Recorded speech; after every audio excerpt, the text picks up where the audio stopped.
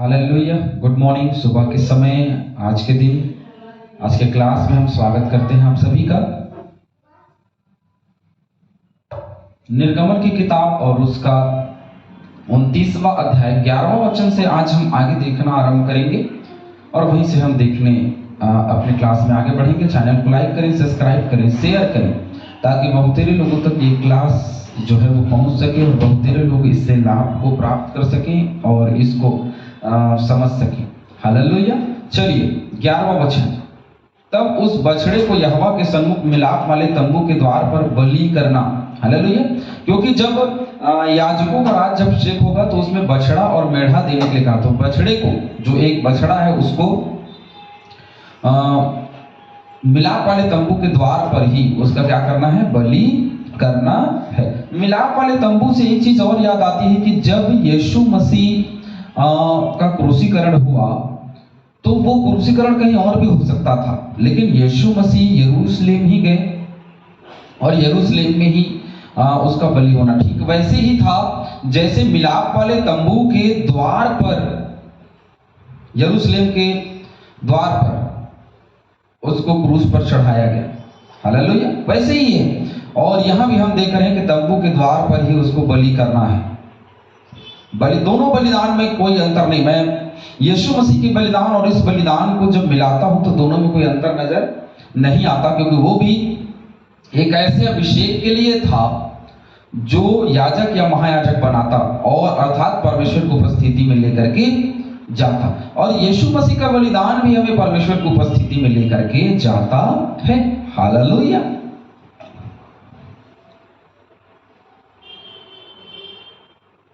लय व्यवस्था 1 का 4, 4 का 15, 16 का 21 और लय व्यवस्था 1 का 5, 4 का 24, 6 का 16।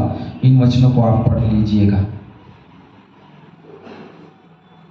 और बछड़े के लहू से कुछ लेकर अपनी उंगली से वेदी के सींगों पर लगाना। अब उंगली में ऐसे डुबाना और उंगली को डुबा करके जो वेदी के सींग हैं, जिसे हमने क्लास में पढ़ा है, उन सींगों में, जो 4 सींग हैं, उन सींगों में क्या करना है? लगाना है। हालेलुया। और से सब लहू को वेदी के पाए पर क्या कर देना है? उंडेल देना है। जो वेदी के सींग हैं उसमें अपने हाथ से लेकर के डुबा करके उसमें चिन्ह लगाना है, और साथ ही साथ जो बचा हुआ लहू है, जो बलिदान का लहू है, उसको क्या करना है?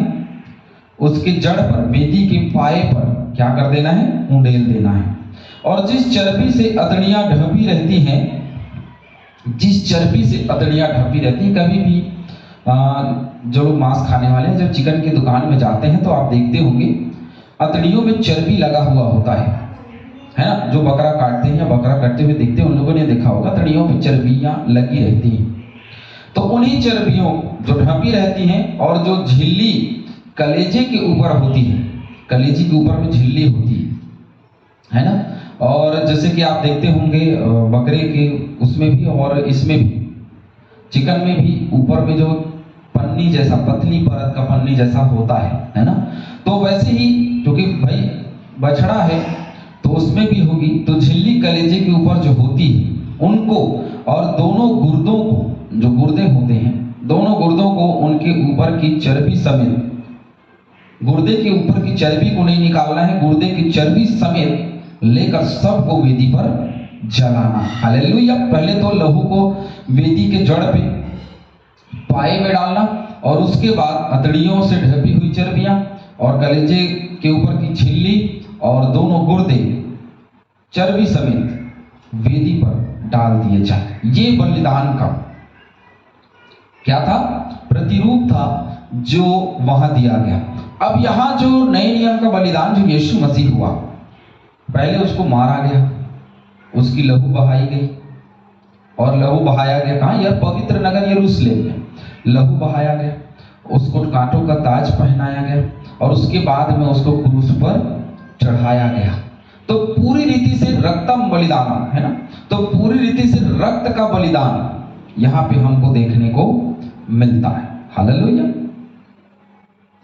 और ये बलिदान जो पापों के मुक्ति के लिए है ना, और हम यहाँ पे बलिदान जो देख रहे हैं वो याजकी अभिषेक के लिए, और वो बलिदान होना यीशु मसीह के राजकीय अभिषेक के लिए भी जरूरी था, क्योंकि प्रभु परमेश्वर ने कहा कि मैं जो पूरा संसार है ना, स्वर्ग और पृथ्वी, सब कुछ जो है स्वर्ग और पृथ्वी, उसका सारा अधिकार जो है मैं किसको देता हूं? अपने प्रिय पुत्र को देता हूं। हालेलुया। और सारा अधिकार ऐसे ही नहीं मिला, उसको बलिदान के द्वारा सारा अधिकार दिया गया, सारा अधिकार मिला। परंतु बछड़े का मांस और खाल और गोबर छावनी से बाहर आग में जला देना, क्योंकि वह पाप बलि होगा। अब ये मेल बलि था जो परमेश्वर से मेल करना था, ये बलि, लेकिन अब पाप बलि होगा जो छावनी से बाहर आग में जला देना। जो छावनी मंदिर का है, वो छावनी के बाहर उसको क्या करना है? उसका गोबर, उसका खाल, उसका जो बचा हुआ मांस है, वो पाप बलि के रूप में आग में बाहर जलाए जाएं, जैसे यीशु मसीह लिए किया गया। फिर एक मेढ़ा लेना और हारून और उसके पुत्र उसके सिर पर अपने अपने हाथ रखें। एक बार फिर बोला बछड़ा लेना, अब फिर बोलता है कि आप मेढ़ा लेना, और मेढ़ा लेकर के चलिए कुछ वचन जो है मैं आपको बता दे रहा हूं, जिसका आप अध्ययन कर लीजिएगा। 12वें वचन के लिए निर्गमन 27:2, लय व्यवस्था 4:7, और 29:13 के लिए लय व्यवस्था 1:8, 3:3 और 3:3 और 5, 4 का 10, 6 का 12 और 9 का 10। ये भी आप पढ़ लीजिएगा। एक वचन जो है हम पढ़ेंगे हिजकियेल 44 का 15-13वें वचन के लिए।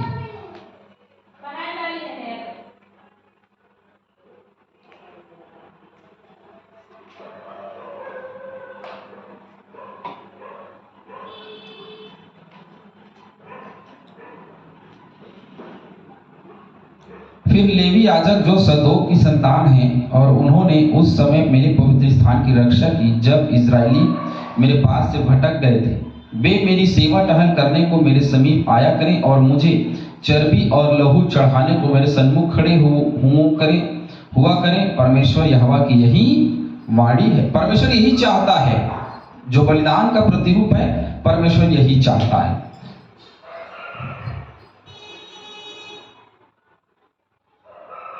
चौदहवें वचन के लिए मलाकी 2:13 आप पढ़ लीजिएगा, और इब्रानियों 13 का 11 हम पढ़ लेते हैं।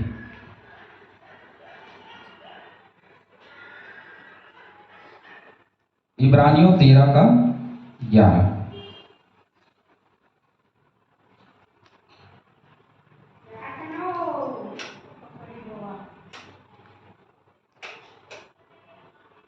इब्रानियों 13 का 11 हम देखेंगे, जहां लिखा है, क्योंकि जिन पशुओं का लहू महायाजक पाप बलि के लिए पवित्र स्थान में ले जाता है, उनकी देह छावनी के बाहर जलाई जाती है। हालेलुया। उनकी देह जो है वो छावनी के बाहर जलाई जाती है। फिर एक मेढ़ा लेना और हारून और उसके पुत्र उसके सिर पर अपने अपने हाथ रखें। तब उस मेढ़े को बलि करना और उसका लहू लेकर वेदी पर चारों ओर छिड़कना। पहले बछड़ा, अब मेढ़ा, वही प्रोसेस है। तब उस मेढ़े को टुकड़े टुकड़े काटना और उसकी अतड़ियों और पैरों को धोकर उसके टुकड़ों और सिरों के ऊपर रखना, है ना, सिर के ऊपर रखना, और उस पूरे मेढ़े को वेदी पर जलाना। सब कुछ रखने के बाद उसको पूरा सहित वेदी पर जलाना। वह तो यहोवा के लिए होम बलि होगा। मेढ़ा, बछड़ा पाप बलि, और मेढ़ा जो है वो अब होम बलि होगा। वह सुखदायक सुगंध और यहोवा के लिए हवन होगा। यहां से हवन की प्रतिक्रिया निकलती है, जहां पे हम देखते हैं धूप, दान और ये सारी चीजें जलाई जाती हैं। और हवन और पूजन जो अभी चल रहा है वो इसी से निकल करके आया है ना। तो होम बलि होगा, वह सुखदायक सुगंध और यहोवा के लिए हवन होगा। लेकिन ये वो हवन नहीं है जो आज होता है। ये हवन जो है, ये वो बलिदान का वो मांस है जो मेढ़े का है, जिसको पूरी रीति से टुकड़े टुकड़े काट करके क्या करना है, उसको पूरे सशरीर महावेदी में जलाना है, जो क्या कहलाएगा, होम बलि कहलाएगा। हालेलुया। फिर चलिए कुछ होम बलि के लिए, क्योंकि हम बलिदान जो बलि है उसके विषय में हम निर्गमन की किताब में पहले ही देख चुके हैं। दूसरा कुरिन्थियों 2:15 एक वचन हम पढ़ेंगे।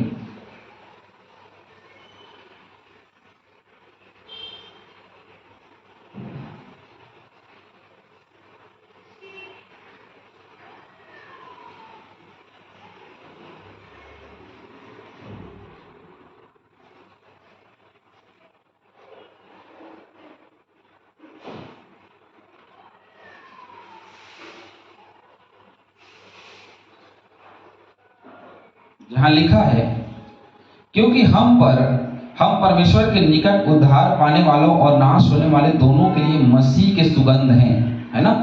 तो ये सुगंधित द्रव्य जो वहां जलाई जा रही है, वही सुगंध आज के समय पर यीशु मसीह के जीवन को हम देखते हैं। और यीशु मसीह वो सुगंधित द्रव्य है जो यहां से वहां गया और हमारे लिए पाप मोचन के लिए, हमारे पाप मोचन के लिए जो रक्त बहाया, हमारे लिए वो प्रार्थना करता है, विनती करता है कि हमारे उद्धार को दे, हमारे जीवन को दे, अनंत जीवन को हमें प्राप्त हो। हालेलुया। और वो हमको ये बातें, ये वाचा बांधता है। और यहोवा ने जो दिया, जो किया, वो बड़ा है। मैं और आप जो सोचते हैं, जो करते हैं, वो नहीं, परंतु यहोवा ने जो दिया वही बड़ा है, और वो यीशु मसीह को हमारे जीवन के लिए देता है। फिर दूसरे मेढ़े को लेना और हारून और उसके पुत्र उसके सिर पर अपने अपने हाथ रखें। फिर से वही प्रोसेस।